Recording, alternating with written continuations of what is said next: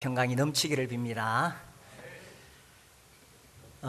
올해는 성경 읽기 표에 따라서 설교를 하는데 지난주에 요한 1서를 읽었습니다. 다들 잘 읽고 계시죠?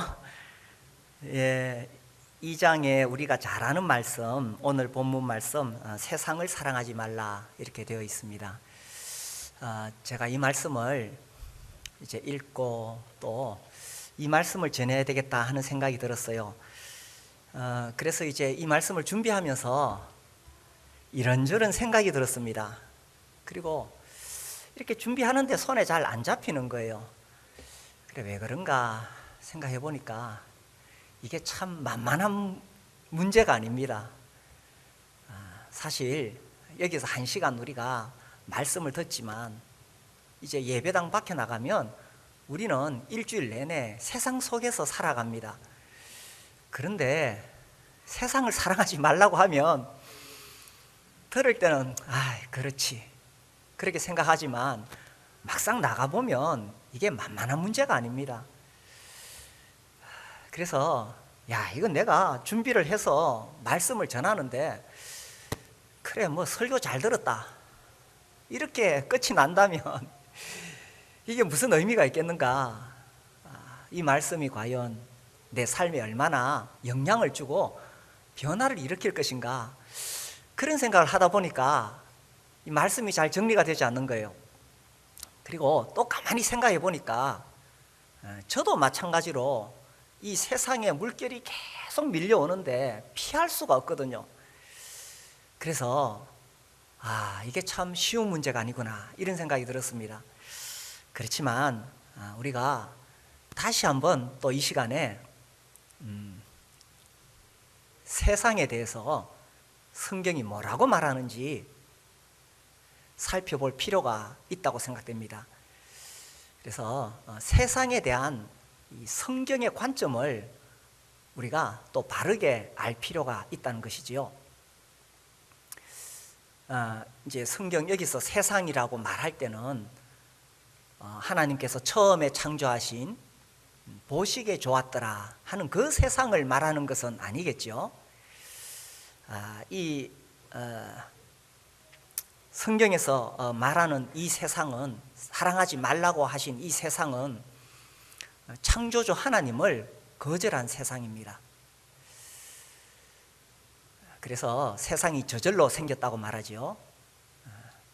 구원자 하나님을 거절한 세상입니다. 예수님을 믿지 않지요. 그래서 인간이 중심이 된 그런 세상은 하나님을 거절하는 그런 인간 중심의 문화, 가치 체계를 만들고 있습니다. 그래서 성경은 세상을 사랑하지 말라고 하십니다. 우리 한번 15절 읽어볼까요? 시작. 이 세상이나 세상에 있는 것들을 사랑하지 말라.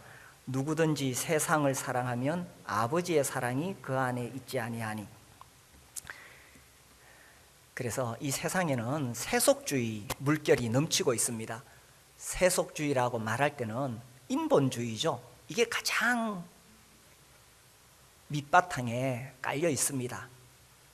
사람이 중심이 되는 인본주의, 물질주의죠. 그래서 사람이 즐겁게 살려면은 돈이 있어야 됩니다. 쾌락주의죠. 그리고 절대자 하나님을 인정하지 않는 다원주의입니다.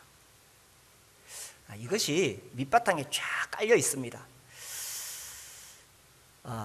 세상은 계속 우리를 향해서 이렇게 말합니다. 지금 세상이 주는 재미를 즐겨라. 죽으면 끝이지 뭐. 이 세상이 다인데 세상이 얼마나 재밌는데 세상을 즐겨라 하는 것이죠. 그리고 우주의 중심은 바로 너다. 하나님이 설 자리가 없습니다. 만물을 창조하신 하나님을 거부하죠. 마지막 심판이 있다는 사실을 받아들이지 않습니다.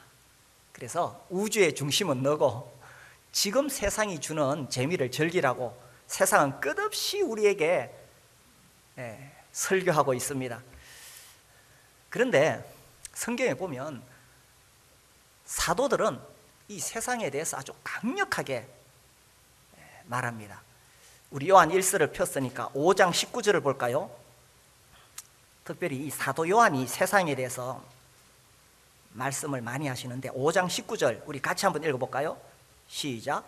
또 아는 것은 우리는 하나님께 속하고 온 세상은 악한 자 안에 처한 것이요. 온 세상은 누구에게 처했다고요? 악한 자. 이 악한 자가 누굽니까? 우리 화요 교리 공부 시간에 배웠지요. 타락한 천사 마귀를 이야기합니다.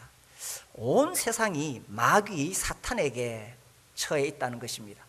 물론 온 우주 만물을 통치하시는 분은 하나님이시지만 말씀드린 대로 이 하나님을 대적하는 이 세상은 마귀에 처해 있다는 거죠.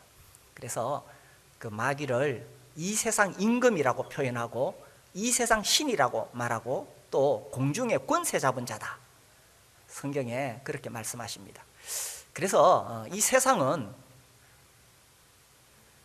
마귀의 손 아래 있고, 그러니까 하나님을 대적하는 그런 문화를 만들어내고 그런 가치 체계를 세우고 있다는 거죠.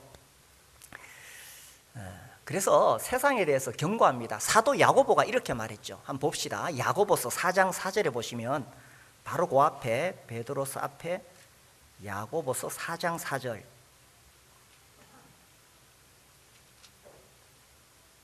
우리 같이 한번 읽어보겠습니다. 시작. 간음한 여인들아, 세상과 벗된 것이 하나님과 원수됨을 알지 못하느냐. 그런즉 누구든지 세상과 벗이 되고자 하는 자는 스스로 하나님과 원수되는 것이니라. 세상과 친구가 되는 것은 하나님과 원수가 된다. 세상과 좀 잘 지내보려고 하는 것은 하나님과 원수가 된다고 했습니다. 아주 강력한 메시지 아닙니까? 굉장히 심한 말이죠. 그죠? 세상에서 내가 잘 살아보려고 하고 세상과 친하게 지내려고 하는 것은 하나님과 원수가 된다는 거예요. 이 말씀을 처음 보신 분들은 아마 의아해 하실 겁니다. 아니, 이렇게 심한 말을. 굉장히 심한 말이지 않습니까? 세상과 친구가 되는 것은 하나님과 원수가 된다고 하니까요. 사도 바울은 그래서 이렇게 이야기하죠. 갈라디아서에 보면은 제가 읽을게요. 고린도 후서 다음에 갈라디아서 6장 14절에 보면 그러나 내게는 우리 주 예수 그리스도의 십자가 외에 결코 자랑할 것이 없으니 그리스도로 말미암아 세상이 나를 대하여 십자가에 못 박히고 내가 또한 세상을 대하여 그러하니라. 그래서 바울은 세상에 대하여 죽었다, 그렇게 말합니다. 더 이상 세상에 대해서 미련도 없고 세상도 나에 대해서 관심이 없다. 그래서 선을 분명히 그었습니다. 이것이 세상에 대해서 성경이 보고 있는 관점이라는 겁니다. 이것이 세상을 향한 사도들의 강력한 경고라는 거죠. 어떻습니까? 이 세상에 대해서 성경이 이렇게 말하고 있다는 것에 대해서 전에 들어보신 적 있으십니까? 굉장히 강하게 책망하고 있죠. 왜 이렇게 세상에 대해서 강하게 말하느냐? 그 이유가 오늘 읽었던 요한일서 2장 15절에 나옵니다. 저도 이번에 이 말씀을 묵상하면서 이 말씀이 제게 굉장히 강하게 다가왔습니다. 이래서 세상을 사랑하지 말라고 강하게 이야기하는구나. 2장 15절에 보시면 이 세상이나 세상에 있는 것들을 사랑하지 말라. 왜? 누구든지 세상을 사랑하면 아버지의 사랑이 그 안에 있지 아니하니. 이것이 그 이유라는 겁니다. 세상을 사랑하면 어떻다고요? 세상 사랑한다고 뭐 구원받은 사람이 교회 안 나오겠어요? 세상 사랑한다고 예수 믿는 사람이 교회 와서 봉사 안 하겠어요? 헌금 안 하겠어요? 다 합니다. 예수 믿는 사람이 구원받은 하나님의 자녀는 교회 꼬박꼬박 잘 나오고 11조하고 교회 와서 봉사합니다. 그런데 세상을 사랑하면 아버지의 사랑이 그 안에 없다는 거예요. 사도들이 정말 세상에 대해서 강력하게 외친 이유가 이거라는 거죠. 사도 요한은 요한복음과 요한 1서를 통해서 세상에 대해서 반복해서 경고하고 있는데 그 이유가 이거라는 겁니다. 예수 믿고 구원받은 사람은 다 해요. 신앙생활 다 합니다. 그런데 내 안에, 내 중심에 아버지의 사랑이 머물지 않는다는 거죠. 이것이 정말 심각한 문제라는 겁니다. 사실 아버지의 사랑 때문에 우리가 삶이 새 출발하는 거잖아요. 아버지의 사랑, 요한일서 4장에 보시면 9절에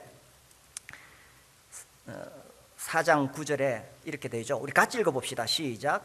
하나님의 사랑이 우리에게 이렇게 나타난 바 되었으니 하나님이 자기의 독생자를 세상에 보내심은 그로 말미암아 우리를 살리려 하심이라. 하나님의 사랑은 자기 아들을 세상에 보내셔서 우리를 살리신 거죠. 그래서 예수님이 우리 죄를 위하여 십자가에 죽으심으로 우리의 모든 죄를 다 씻어주시고, 그래서 우리가 하나님 자녀가 되었습니다. 하나님의 사랑이죠, 그죠? 이 하나님의 사랑이 우리에게 임하였기 때문에 그래서 우리가 구원을 받았고, 이제 우리의 삶의 모든 것이 달라졌습니다. 우리의 삶의 목적이 달라졌고 방향이 달라졌고, 그죠? 그래서 우리는 하늘 소망을 가지고 살아가게 되었고, 이 놀라운 십자가 복음을 전하고자 하는 사명을 받게 되었습니다. 그래서 여기서 우리의 정체성이 시작된 거죠. 그러니까 세상 사람들과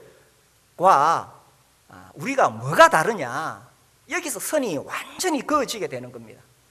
우리가 놀라운 하나님의 구원의 은혜, 하나님의 이 사랑을 입었기 때문에 여기서 세상과 우리가 완전히 선이 그어지는 거죠.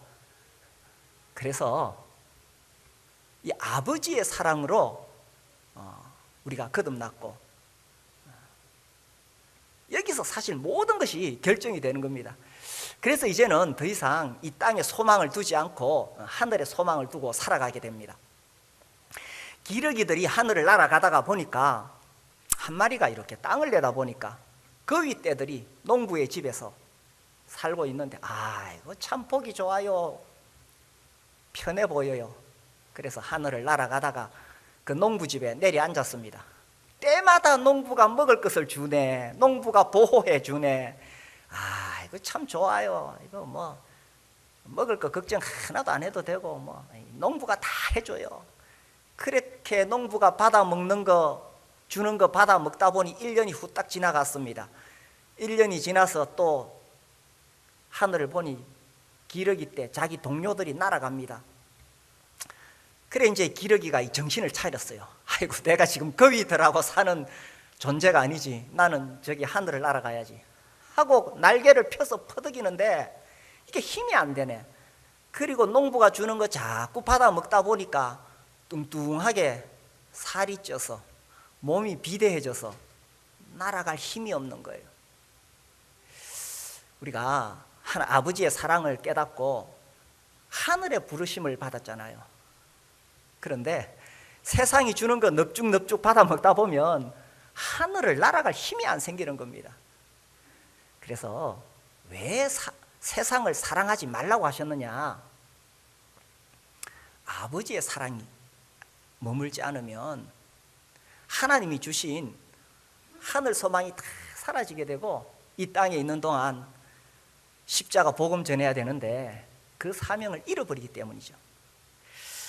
그래서요, 세상을 사랑하면 우리가 하늘을 날아오를 수가 없다는 것입니다. 그래서 요한은 특히 계속 세상에 대해서 이야기합니다. 2장 16절 볼까요? 우리 같이 읽어봅시다. 시작. 이는 세상에 있는 모든 것이 육신의 정욕과 안목의 정욕과 이생의 자랑이니 다 아버지께로부터 온 것이 아니요 세상으로부터 온 것이라. 여기 보면 세상에 있는 모든 것이라고 되어 있습니다. 이 모든 것을 어떻게 해석해야 될까? 아이고, 우리가 보기에 세상에 좋은 것도 많아요, 선한 것도 많아요. 뭐 꼭 이것을 죄다 이렇게 말할 수 없는 참 세상에 좋은 것이 많아요. 그런데 성경에서는 세상에 있는 모든 것이라고 이야기했습니다. 이걸 어떻게 우리가 이해해야 되느냐? 제가 이 말씀을 보니까 여기 나오는 모든 것을 우리가 이제 잘 분별을 해야 되는데, 아무리 그것이 좋은 것이라 하더라도 아버지의 사랑이 내 안에 머물도록 하지 않는 것이라면 그것은 세상에 속한 것이라는 거죠. 세상은 악한 자 안에 처했기 때문에 이 악한 자가 어떻게든 아버지의 사랑으로부터 우리를 끊으려고 온갖 재미난 것을 다 줍니다. 이 사탄이 예수 믿는 사람 못 믿게 하려고 과거에는, 그죠, 박해를 했습니다. 감옥에 가두고, 그죠, 때리고 죽이고, 이렇게 해도 안 되거든요. 지금 오늘날 이 사탄이 어떻게 하겠어요? 어떻게든 아버지의 사랑이 머물지 못하도록 정말 세상에서 재미난 것들을 계속 주는 겁니다. 아니, 그것 자체가 죄라고 말할 수는 없어요. 그런데 아버지의 사랑이 머물지 못하도록 하는 것이 사탄의 계략이라는 것입니다. 그래서 어떻게 하느냐? 16절 말씀이잖아요. 육신의 정욕, 안목의 정욕, 이생의 자랑. 이 정욕, 그죠? 우리가 육체를 가지고 있기 때문에 우리 안에는 이 육체의 본능에 따라 끝없이 욕구가 있습니다. 정욕, 그죠? 우리 다 있습니다. 그래서 특별히 육체를 입고 있는 우리에게는 이 성적인 강한 욕망들이 잘못된 방법으로 그것을 만족시키도록 계속 이 욕구가 일어나고 있고, 또 이 물질에 대한 탐욕, 이 정욕이죠, 그죠? 세속주의는 인본주의, 물질주의, 쾌락주의, 다원주의니까 이 쾌락을, 육체의 그 감각적인 즐거움을 누릴 수 있도록 그러한 욕구가 우리 안에 계속 일어납니다. 이게 육신의 정욕이 또 이 안목의 정욕을 통해서 계속 자극을 합니다. 그렇죠? 다윗이 밧세바를 범한 그 죄를 짓게 되는 게 눈으로 보면서부터 시작하잖아요. 저는 한편에서는요, 생각해 보면, 야, 우리 시대에 살아가는 게 더 힘들다. 아이고, 그래도 옛날에 농경 시대에는 눈으로 보는 것이 제한되어 있었잖아요. 뭐 그때도 인간의 정욕은 마찬가지였고 똑같이 죄를 지으며 살아갔습니다. 그런데 한편 보면요, 우리 시대가 사실 좀 많이 불리합니다. 지금 이 디지털 문화로 인해서 우리의 안목의 정욕을 자극하는 것들이 얼마나 많아요, 그죠? 온 세상에 막 다 이렇게 막 컬러풀하게 다 칠해 나가지고 끝없이 우리의 눈을 통해서 정욕을 자극합니다. 아유, 우리 다 이런 세상이 지금 살아가고 있습니다. 거기다가 이생의 자랑, 다른 번역에 보면 생의 헛된 영광, 생의 헛된 야망이라고 되어 있습니다. 남들보다 더 나은 삶을 살고 싶은 거예요, 그죠? 그래서 남들에게 좀 자랑하고 싶고, 나는 그래도 세상에서 이렇게 성공했어. 이게 이생의 자랑이죠.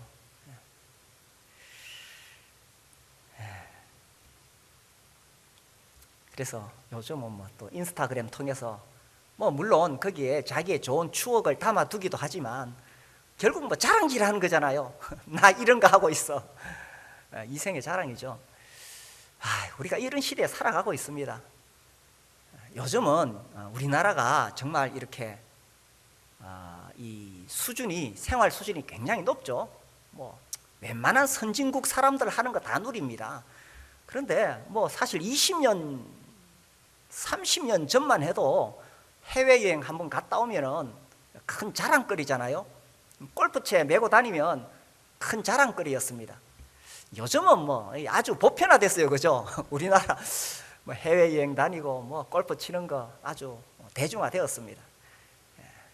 그래서 그런 식으로 뭔가 이렇게 남들보다 더 내가 수준 높은 것을 누리고 있다, 이런 거 막 자랑하고 싶고, 그러니까 이제 그것을 누리기 위해서 또 애를 쓰게 되고, 저는 하나님께서 각 사람에게 주신 어떤 물질에 대한 분복이 있다고 여겨져요. 그래서 하나님이 그것을 주신 사람은 그것을 누릴 수가 있습니다. 그런데 막 그것을 위해서 살아가려고 하다 보면 결국은 육신의 정욕, 안목의 정욕, 이생의 자랑에 빠질 수밖에 없다는 것입니다. 이게 왜 문제가 되느냐?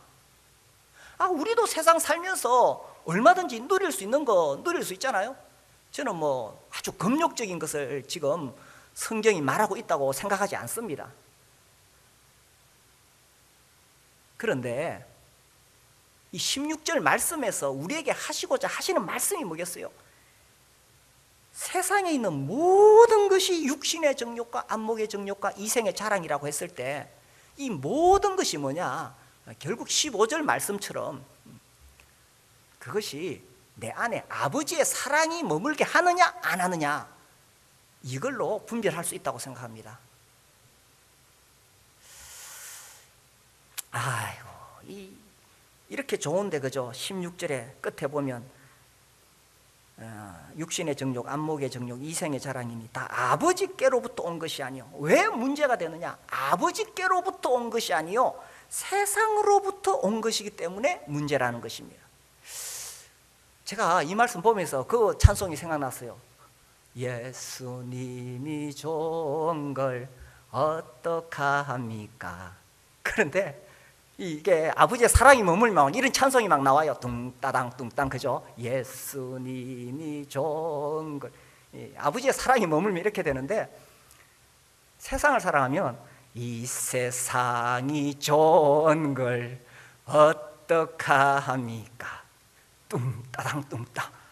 아이고, 세상에 재밌는 게 얼마나 많아요, 그죠? 그러니까 그냥 막 이 세상이 좋은 걸 어떡합니까? 우리가 그렇게 한 발 한 발 빠져갑니다. 아이고, 뭐 갑자기 세상에 쑥 들어가겠어요? 한 발 한 발 들어가지. 그래서 꿀독에 빠진 파리 신세가 되는 거예요. 파리가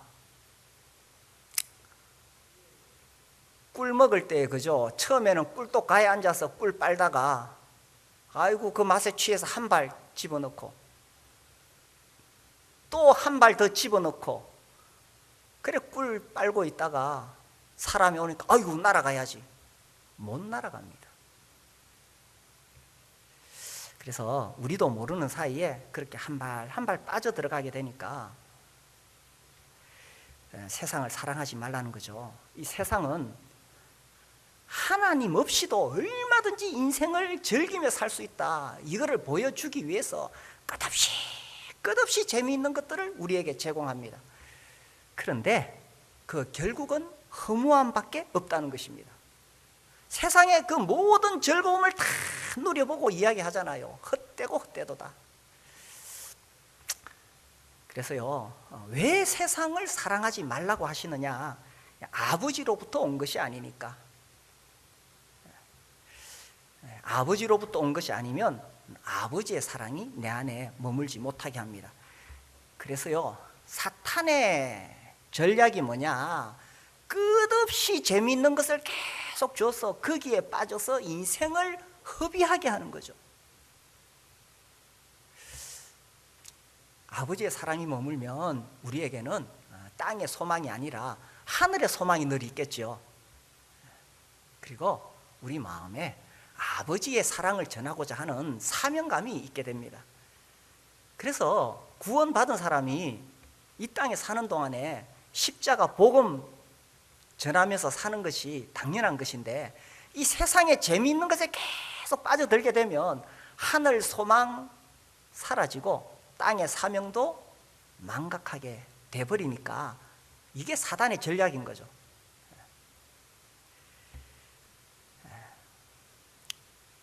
사실 우리가 이 거대한 세속의 물결이 이렇게 확 밀려오는데, 쓰나미처럼 밀려오는데, 무서운 것은 교회에도 이런 것이 밀려올 수 있다는 것입니다.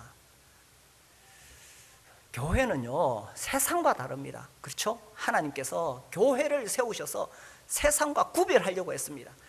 세상의 가치관, 세상의 성공, 그것이 아니라 정말 이 교회는 주님의 영광이 드러나고 세상과 다른 가치관을 살도록 그렇게 주님이 교회를 세우셨잖아요. 그런데 우리도 모르게 세상에 빠져들면 세상의 성공이 마치 인생의 성공인 것처럼 이게 우리도 들어올 수 있고요, 교회도 이게 들어올 수 있고요.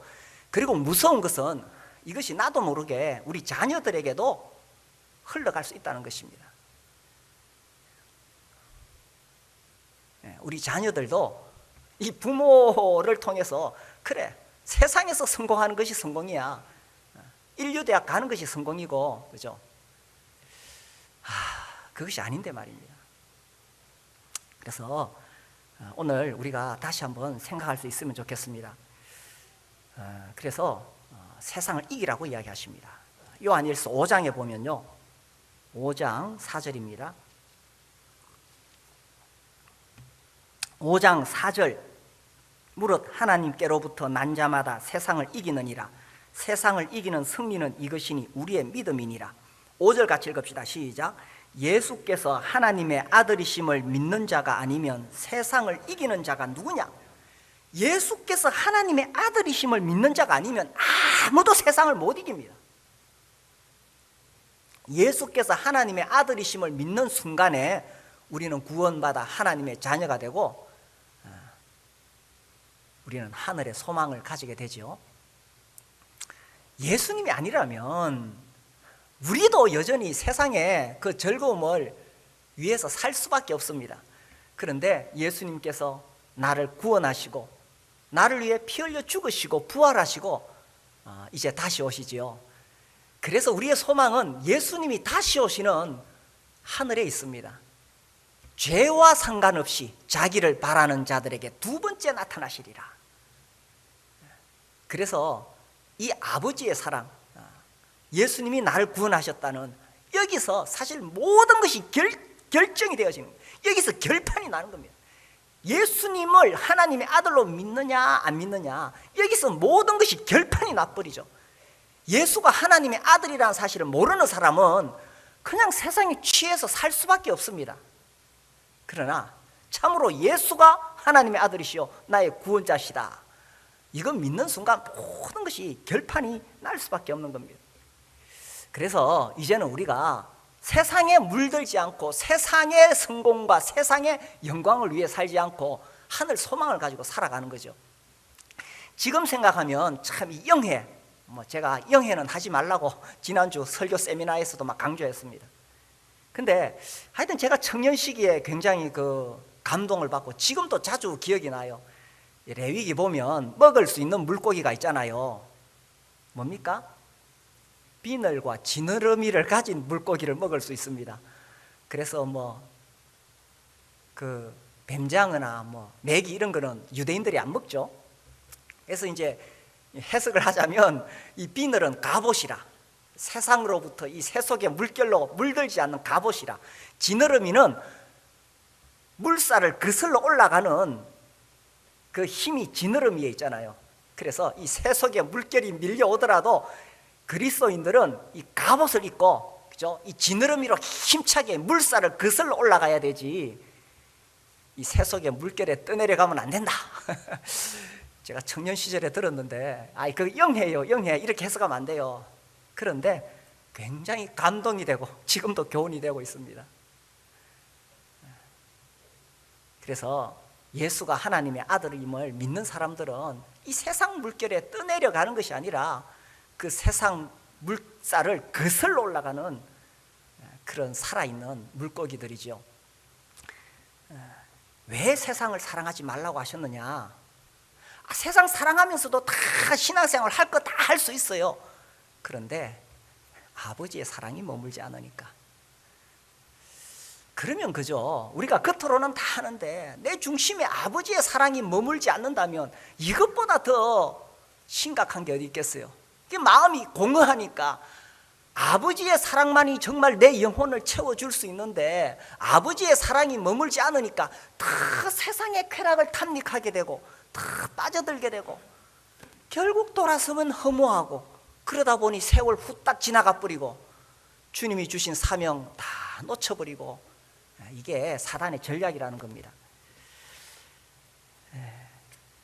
2장 17절에 보시면요, 왜 세상을 사랑하지 말라고 하셨느냐. 17절 같이 읽읍시다. 시작. 이 세상도 그 정욕도 지나가되 오직 하나님의 뜻을 행하는 자는 영원히 거하느니라. 다 지나가 버리는 것이니까 아무리 휘황찬란해도요, 세상의 영광, 썩어질 영광이요 불타버릴 영광이라는 겁니다. 뭐 이런 생각이 좀 극단적인지 모르겠는데, 제가 서울 안 갈라 그랬는데 하도 오라 그래가지고 안 갈 수가 없어서 지난 금요일 날 서울 갔다 왔습니다. 저를 좀 멀리 하십시오. 요새 오미크론이 막 돌고 있는데, 서울에 가서 이제 이 택시를 타고 가는데 막 휘황찬란한 건물들, 이게 너무 극단적인 생각일지 모르지만 다 불타버릴 거예요. 그래도 그런 빌딩 하나 가지고 있으면 어깨에 힘 들어가겠지요. 다 지나가는 것이라는 겁니다. 우리 지난주에 이거 읽었나요? 베드로후서 3장에 보시면은 3장 10절 제가 읽겠습니다. 그러나 주의 날이 도둑같이 오리니 그날에는 하늘이 큰 소리로 떠나가고 물질이 뜨거운 불에 풀어지고 땅과 그 중에 있는 모든 일이 드러나리로다. 이 모든 것이 이렇게 풀어지리니 너희가 어떠한 사람이 되어야 마땅하냐. 거룩한 행실과 경건함으로 하나님의 날이 임하기를 바라보고 간절히 사모하라. 그날에 하늘이 불에 타서 풀어지고 물질이 뜨거운 불에 녹아지려니와 우리는 그의 약속대로 의가 있는 곳인 새하늘과 새 땅을 바라보다.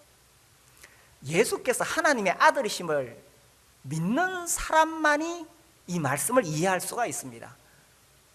그렇지 않은 사람들은 그냥 이 세상이 다인 줄 알고 그렇게 살아갈 수밖에 없겠지요. 성경은요, 세상에 대해서 끊임없이 경고하고 있습니다. 아무리 그것이 휘황찬란하고 웅장하고 멋있어 보여도 다 불타버린다고 말씀하십니다. 그래서요, 우리가 이런 가치관을 가지고 있는 이상 세상과 어울려서 잘 살 수가 없습니다. 아이고, 예수도 잘 믿고 세상도 즐기고 그거 불가능합니다. 요한일서 다시 볼까요? 요한일서 3장 13절에 보시면은 3장 13절 같이 한번 읽어봅시다. 시작. 형제들아, 세상이 너희를 미워하여도 이상히 여기지 말라. 세상이 너희를 미워할 수밖에 없다. 그거 이상하게 생각하지 마라. 이것이 성경의 관점입니다. 우리 여기 특별히 학생들과 청년들, 예수 믿으면서 세상에서 인정받고 그렇게 안 된다는 거예요. 세상이 너희를 미워한다. 이상히 여기지 마라. 이 사도 요한이 한 번 더 이런 이야기 했습니다. 요한복음에 보면요, 제가 찾아서 읽어드릴게요. 요한복음 15장 19절에 보면 제가 읽겠습니다. 너희가 세상에 속하였으면 세상이 자기의 것을 사랑할 것이나 너희는 세상에 속한 자가 아니요. 우리는 세상에 속한 자가 아니요. 도리어 내가 너희를 세상에서 택하였기 때문에 세상이 너희를 미워하느니라. 세상이 너희를 미워하느니라.